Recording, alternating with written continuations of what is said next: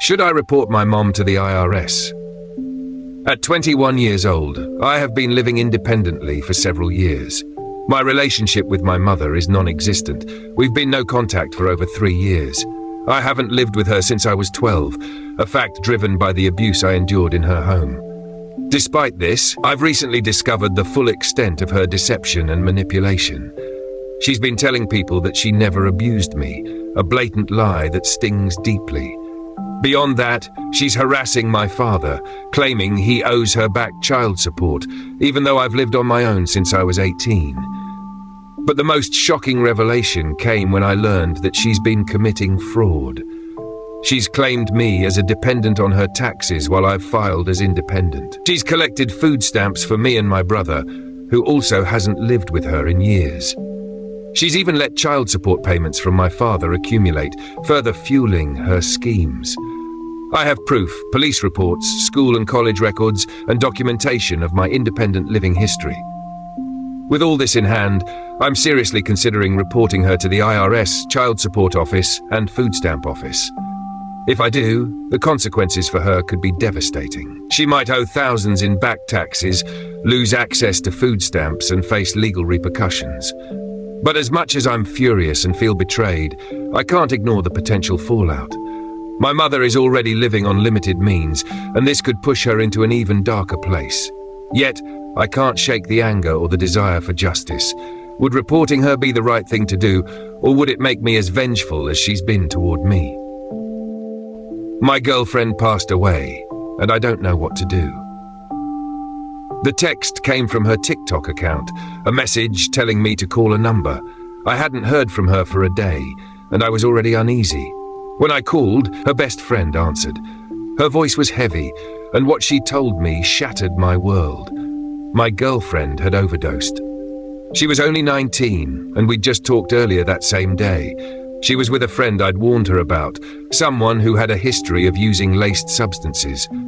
I didn't want to push her too hard or seem controlling, so I never outright told her not to spend time with this person.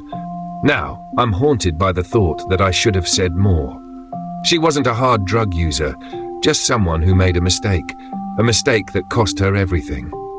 Now I'm left with her memory, her voice still echoing in my mind, and a card she wrote me for Christmas, one I opened the night she died. I feel numb, broken, and lost. She was my rock, the one who supported me through so much. Without her, I don't know how to move forward. My girlfriend told me something horrible. When she called me, her voice was shaking. She never cries like this, so I knew something terrible had happened. She told me that a family member, someone she'd always had issues with, had made a sexual advance toward her. Her pain was raw, but her fear of speaking out was even stronger. She's afraid of what might happen if her family finds out. She's worried it would destroy the family, that her father would react violently, and that she'd be blamed for the fallout. So, she's chosen to keep it a secret, carrying the weight of this trauma alone. As much as I want to help, I feel powerless. This isn't my story to tell, and I know I can't force her to do anything she isn't ready to do. But seeing her like this, so hurt and afraid, makes me want to step in and do something, anything to protect her. Gym trainer hit on me. It started innocently enough. My husband and I go to the same gym, and there's a trainer there who sometimes helps us out. Last week, my husband was busy, so I went alone a few times. The trainer asked for my number to send me travel-friendly workouts since I mentioned I'd be out of town. It seemed harmless. He knows I'm married, and my husband is even in a gym group chat with him. But that night, I got a text from him. "I so wish you weren't married." I was stunned. I didn't respond, but the message left me uncomfortable and angry. I didn't tell my husband right away. I didn't want to ruin our last evening together before we both went out of town.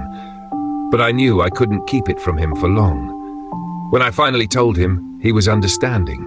Together, we decided to confront the trainer calmly but firmly. I sent him a message. I did not like that message. It was disrespectful and unprofessional. "My husband and I won't train with you again. Ignore us at the gym and don't contact me again. It's best for everyone." His response was immediate and apologetic. "Oh no, I didn't mean to disrespect you or your husband. It wasn't my intention. I'm really sorry, and I'll leave you both alone."